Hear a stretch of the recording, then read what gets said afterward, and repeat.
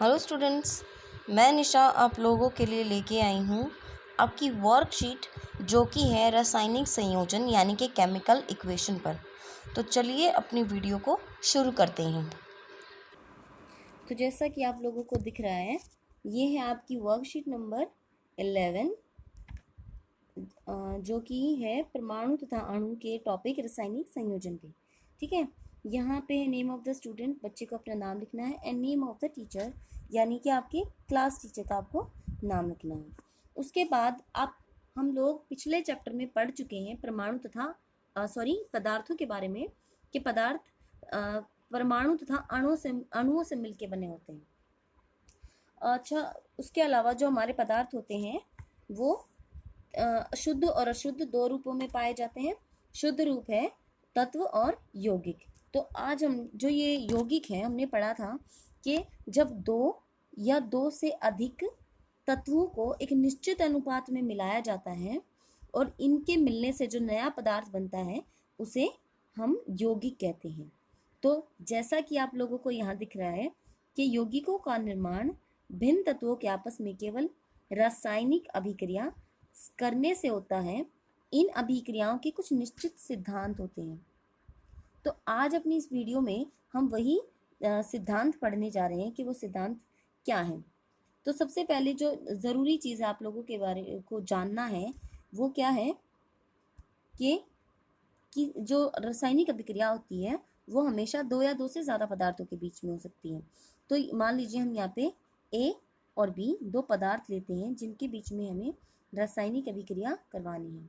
ये जो तीर का निशान होता है ये हमें दिखाता है कि रासायनिक अभिक्रिया हो रही है और इसके होने के बाद हमें यहाँ पे एक नया पदार्थ मिलता है। अब ये जो पदार्थ होते हैं, जो हमने दो पदार्थ लिए थे ए और बी, इन्हें हम कहेंगे अभिकारक। इन्हें हम अभिकारक कहते हैं। और रासायनिक अभिक्रिया होने के बाद जो नया पदार्थ हमें मिलता है उसे हम उत्पाद कहते हैं। तो किसी भी रासायनिक अभिक्रिया में दो चीज़ें होती हैं, पहला अभिकारक और दूसरा उत्पाद। अभिकारक लिया जाता है और उसके बाद जो नया पदार्थ बनता है वो उत्पाद कहलाता है। अब है, मान लीजिए इसका एग्जाम्पल मैं आपको देती हूँ। आपने घर में देखा है कि जब भी गेस्ट आते हैं तो मम्मी चाय बनाती है। तो चाय में हम क्या करते हैं, पहले हम पानी को उबालेंगे, उसमें चाय पत्ती चीनी डालते हैं, फिर दूध डालते हैं, और जब वो गैस पे अच्छे से उबल जाती है तो एक नया पदार्थ हमें मिलता है जिसे हम चाय कहते हैं। तो हमारे यहाँ पे रिएक्शन क्या हुई कि हमने 3-4 पदार्थों को निश्चित अनुपात में मिलाया और फिर उसे गर्म किया और एक नया पदार्थ हमें मिला जो कि थी चाय। वहीं पे आपने एग्जाम्पल देखा होगा दही का। आपको पता है दही कैसे बनती है? हल्के गर्म दूध के अंदर थोड़ी सी दही मिला देते हैं हम और कुछ घंटे उस दूध को इसी तरीके से रखे रहने देते हैं। कुछ गर्म कंडीशंस के अंदर हम उसको रखते हैं और कुछ ही घंटों में वो जो दूध होता है वो पूरा दही में बदल जाता है। तो इस तरीके के जो चेंजेस होते हैं इन्हें हम कहते हैं रासायनिक अभिक्रियाएं। अब यहाँ पे आप लोगों को दो रासायनिक संयोजन के नियम दे रखे हैं। एक द्रव्यमान संरक्षण का है और दूसरा है स्थिर अनुपात का नियम। तो ये जो नियम हमें दिए थे रासायनिक संयोजन के, जो नियम हैं वो दो वैज्ञानिक लेवोसियर और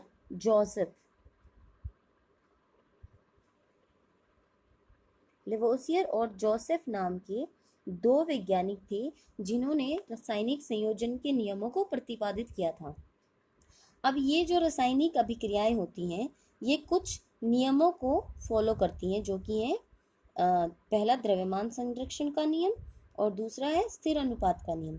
द्रव्यमान संरक्षण के नियम से यहाँ मतलब है कि किसी भी पदार्थ का जो हम ले रहे हैं, जिसको हम रासायनिक अभिक्रिया में इस्तेमाल करने वाले हैं, उसका जो द्रव्यमान होता है उसको ना तो हम बना सकते हैं ना ही उसका विनाश कर सकते हैं। यानी कि मान लीजिए हमने यहाँ पे दो उत्पाद लिए हैं ए और बी। ए का जो वेट है, जो मास है वो है 4 ग्राम और बी का जो मास है वो है 10 ग्राम। तो टोटल हो गया यहाँ पे 14 ग्राम। अब रासायनिक अभिक्रिया करने के बाद हमें दो अलग पदार्थ मिलते हैं, जो है सी, जो कि है जिसका द्रव्यमान है 2.5 ग्राम, और डी जिसका मास जो है, द्रव्यमान जो है वो 11.5 ग्राम। जब इसे जोड़ा जाता है तो ये बनता है टोटल 14 ग्राम। यानी कि जितने पदार्थ, जो द्रव्यमान हमारे पास अभिकारक में था, वही जो द्रव्यमान है वो हमें हमारे उत्पाद में मिलता है। यानी कि जो द्रव्यमान होता है पदार्थों का, या जो टोटल द्रव्यमान हम लेते हैं अभिक्रिया से पहले, उसे ना तो और ज़्यादा बढ़ाया जा सकता है और ना ही उसको कम किया जा सकता है। अब जैसे हम बात करते हैं जल की, बहुत ही अच्छा एग्जाम्पल है H2O। ठीक है, तो हम यहाँ पे लेते हैं 2H2 plus O gives 2H2O। ये जो अभिक्रिया आप देख रहे हैं, ये एक बैलेंस्ड इक्वेशन है, बैलेंस्ड केमिकल इक्वेशन है, संतुलित रासायनिक समीकरण है।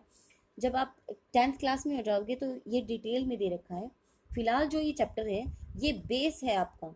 अगर आगे चल के आप परस्यू करना चाहते हैं साइंस को, तो ये आपका बेस है, इसे समझना बहुत इंपॉर्टेंट है। तो अब हमारे आप यहाँ देख सकते हैं कि 2H2O और हमें मिलता है 2H2O। अब यहाँ पे सबसे पहले हम समझते हैं कि है क्या। अगर मैं यहाँ पे सिर्फ H लिखती हूँ तो इसका मतलब है कि ये H का एक परमाणु है। अगर इसके पैर में मैं यहाँ पे 2 लिख देती हूँ तो इसका मतलब है कि ये H के 2 परमाणु हैं और 2 परमाणु मिलके एक अणु बना रहे हैं। अगर इसके सामने कुछ भी नहीं लिखा, इसका मतलब ये एक अणु है। अगर मैं यहाँ लिख देती हूँ, इसका मतलब अब ये 2 अणु हो गए। जब भी 2 या 2 से अधिक परमाणु एक दूसरे के साथ जुड़ते हैं तो वो अणु बनाते हैं। तो यहाँ पे H है अगर अकेला तो ये एक परमाणु है, लेकिन अगर मैं यहाँ लिखती हूँ H2 या H3 तो ये अणु बन जाता है। अब आप देख रहे हैं इनके सामने कुछ भी नहीं लिखा। अगर कुछ भी नहीं लिखा है इसका मतलब कि ये एक अणु है, लेकिन अगर एक अणु है और इसके आगे अगर मैं 2 लिख देती हूँ तो इसका मतलब अभी ये 2 मॉलिक्यूल्स हैं हाइड्रोजन के। इसी तरीके से अगर मैं यहाँ 3 लिख देती हूँ, यहाँ मैं 3 करती हूँ तो ये अब हो गए 3 मॉलिक्यूल हैं हाइड्रोजन के। इस तरीके से आई होप कि आप लोगों को समझ में आ गया होगा। अब हम बात करते हैं इनके द्रव्यमान की कि किस तरीके से ये बराबर होंगे। जब भी हम किसी भी इक्वेशन के सामने 2 लिखते हैं, इसका मतलब जितने भी अभिकारक हमने लिए हैं वो उन सभी के साथ गुना होगी। ठीक है, जैसे यहाँ पे 2 इंटू में ये जो H2 है, हाइड्रोजन के एक परमाणु का द्रव्यमान जो है वो 1 होता है। तो हम यहाँ पे कितने ले रहे हैं, 2। तो यहाँ हम करेंगे 2 प्लस ये 2 मैंने बताया था उत्पाद के साथ ही, इसकी अभिकारक के साथ ये हमेशा जुड़ेगा, चाहे ये जो एरो के लेफ्ट हैंड साइड हो या फिर ये एरो के राइट हैंड साइड हो, दोनों तरफ। तो अब प्लस में 2 इंटू में जो ऑक्सीजन होता है हमारे पास, ऑक्सीजन का द्रव्यमान होता है 16। जब हम इसको सॉल्व करेंगे तो हमारे पास आएगा 4 + 32 = 36। यानी कि जो कुल द्रव्यमान होगा अभिकारकों का वो होगा 36 ग्राम। अब इस तरफ देखते हैं क्या है, 2 इंटू में वही हाइड्रोजन के 2 अणु यानी कि 2 प्लस में 2 इंटू 16 यानी कि ऑक्सीजन का एक अणु। अब इसको जब हम सॉल्व करते हैं तो 4 + 32 यानी कि 36। यानी कि जो चीज़ हमारे पास, जितना द्रव्यमान हमारे पास टोटल अभिकारकों में था, उतना ही द्रव्यमान हमें उत्पाद में मिला है। तो ये होता है द्रव्यमान संरक्षण का नियम। यानी कि द्रव्यमान को ना तो बनाया जा सकता है, ना ही उसका विनाश किया जा सकता है। अब उसके बाद हम आते हैं स्थिर अनुपात का नियम।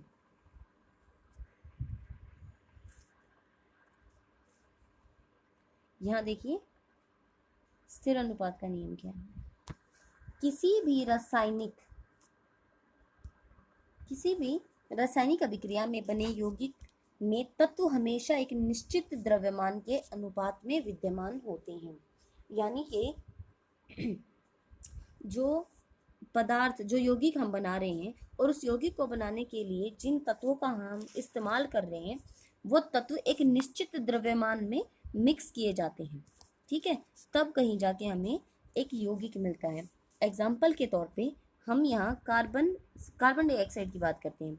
आपको पता है कार्बन डाइऑक्साइड जो है वो CO2 होती है, यानी कि जब कार्बन के एक परमाणु को ऑक्सीजन के 2 परमाणुओं के साथ अभिक्रिया करवाई जाती है तो हमें CO2 गैस मिलती है, कार्बन डाइऑक्साइड गैस।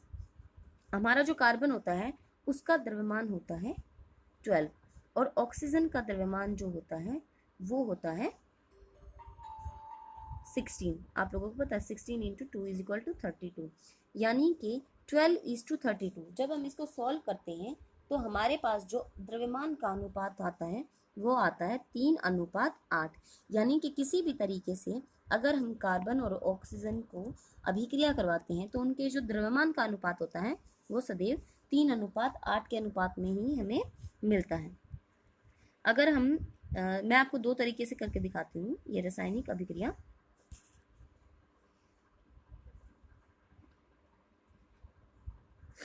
हम पहले लेंगे यहाँ पे C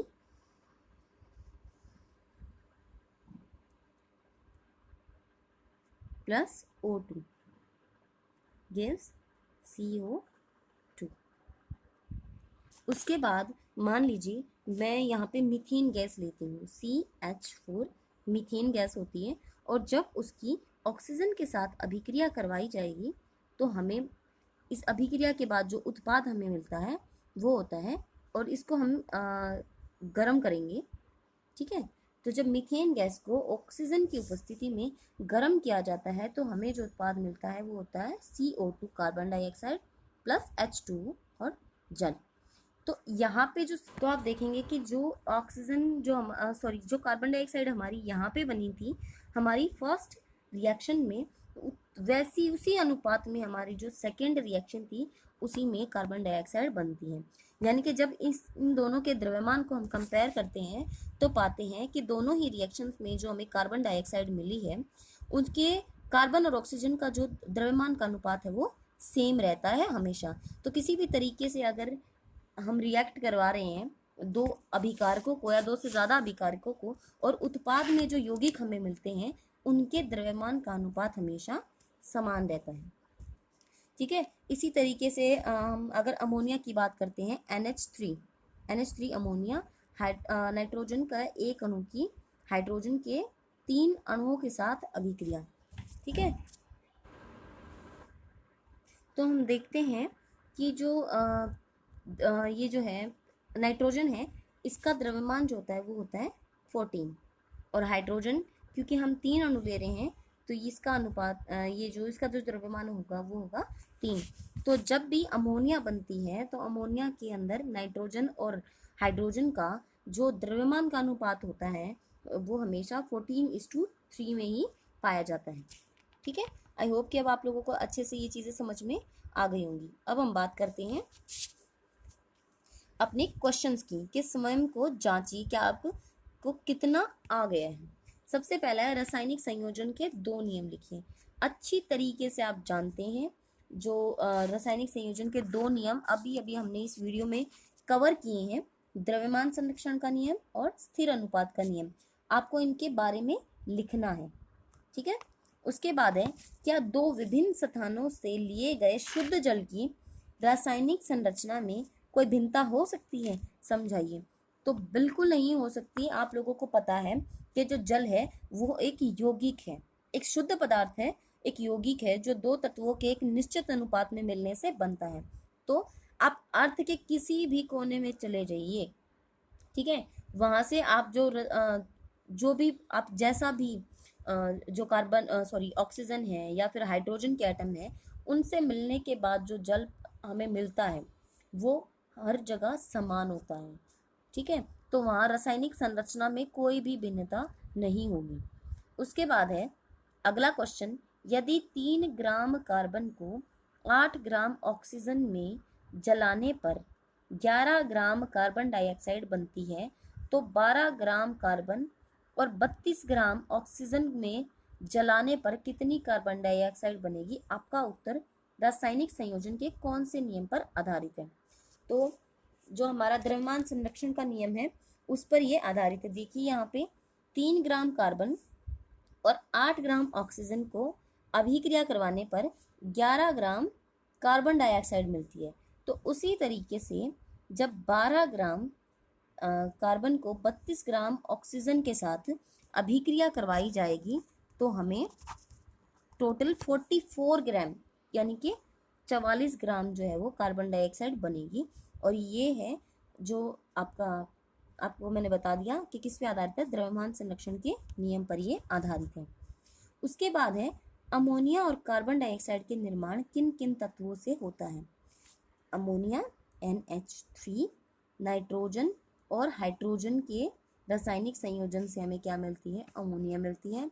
और कार्बन और ऑक्सीजन के रासायनिक संयोजन से हमें कार्बन डाइऑक्साइड मिलती है। तत्व पूछे गए हैं यहाँ पे, तो तत्व है नाइट्रोजन, हाइड्रोजन, कार्बन और ऑक्सीजन। तो आज की हमारी वीडियो यहीं तक थी। आई होप कि आप लोगों को बहुत अच्छे से समझ में आई होगी। और